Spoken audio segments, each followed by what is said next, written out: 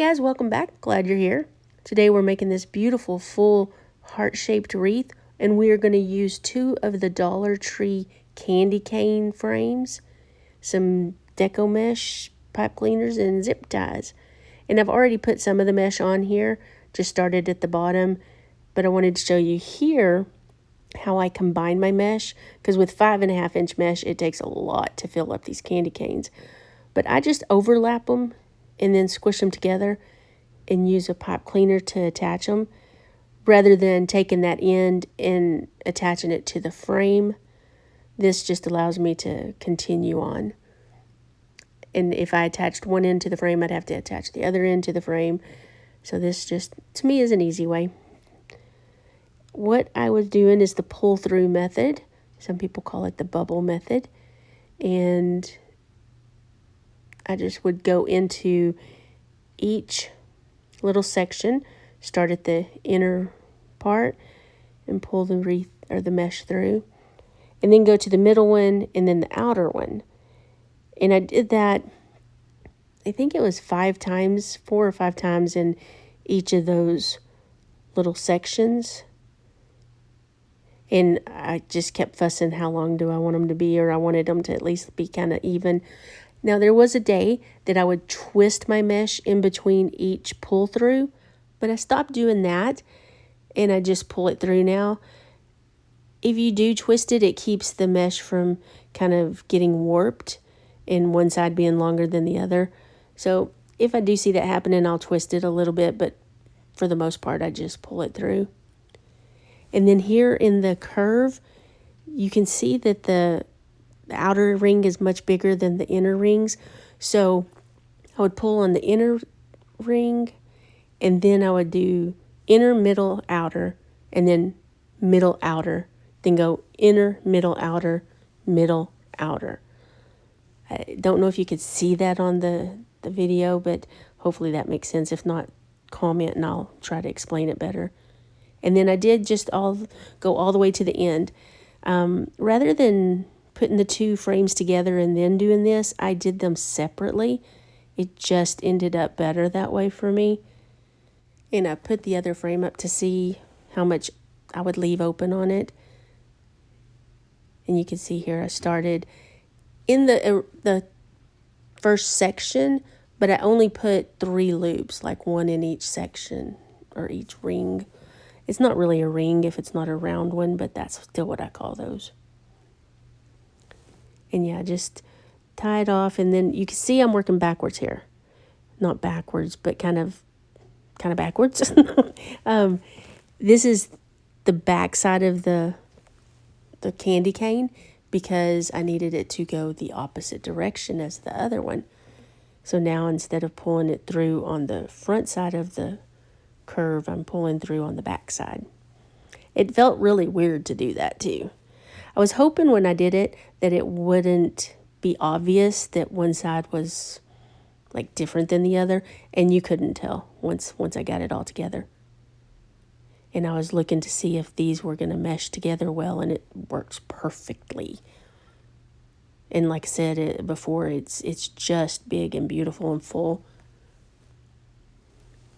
And here I did the same thing with putting 1, then 1 in the middle, 1 in the outer, 1 in the middle, 1 in the outer.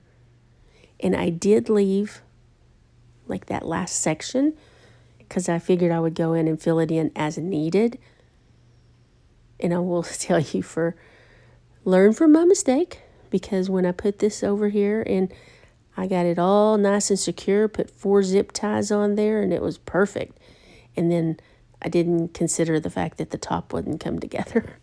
So put 1 zip tie in here, and then go to the top and put a couple of zip ties, and that will be much better, because I did have to cut off 3 of the zip ties on the bottom. The heart wreath frame you get at the Dollar Tree is way smaller than this one.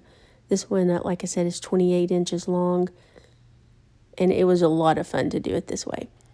But there is that gap when I put them together, and I made it knowing there would be a gap, but I knew I could go back and just add whatever I needed to, and you can see the gap in there. So I just attached some more mesh. And I attached this on the back side because I am pulling it through to the front side.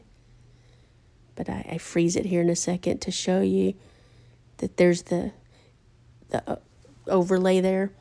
And I just pulled up through the little grid. It created a grid. That was pretty cool. But it was fun. It was a fun one to do. I tried several methods before I figured this to be my best option. And just finish it off like you do any others. Just cut it off. You can use a zip tie, but I used a pipe cleaner to just finish it off. See all my junk in the background. But how big and pretty and full that was. And you get a little deeper V at the top, or a dip, than the Dollar Tree wreath frame. They always just look kind of triangular to me on that one. But here I was cutting my tails, and I did do 10-inch tails, but probably should have gone 11 or so, because I did make it very, very big bubbles or poofs, whatever you want to call it. Now here, I'll show you just a little bit of the bow. I do have another video that shows this bow in depth. I made them 5-inch loops, I think. You can do whatever size. I always make a couple of loops and then hold it up there to see if it's going to be too big, because I have been known to make my bows too big for my wreaths. And that's just because I love big bows, and I cannot lie. And I'll just hold it and then measure out the 10 inches again, and then bring that little section up. And that's where you get your loops.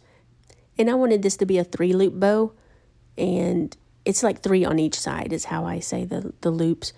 But it had a cut in the middle, like where they put the mesh or the ribbon back together. So I had to cut that out. So I made 4 loops here, and I'd already made 2 loops. So I'm just going to add these 4 to that other section. And then I did the exact same thing with the other ribbon. And I really didn't want to bore you with all the step by step, when there's a whole video that walks you through it. But I didn't want to leave it out completely, because then people would be like, why didn't you show how to make a bow? So there's the other loops, and I just added them to the pipe cleaner.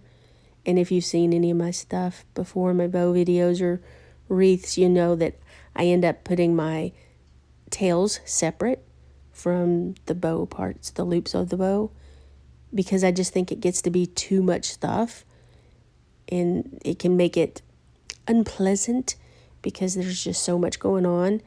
And when you break it down step by step, it just makes it more fun to craft and less stressful. You can see I added a little white loop in the front there. And for some reason, I'm in a mood lately to curl the tails. So you just roll them up and then pull it out. And it makes pretty little curly tails. I did that for a Christmas wreath, and I loved it so much. So now I probably overuse curly ribbons like that. But that's it, guys. I mean, I ended up, dovetailing ribbons and putting them in there in a little sign. But we know how to do that. There's plenty of videos I have to show you that. But yeah, this like I said, it's very big, full, pretty, and very festive for Valentine's Day. If nothing, it says, I love you. Thanks so much for watching, and I'll catch you on the next one.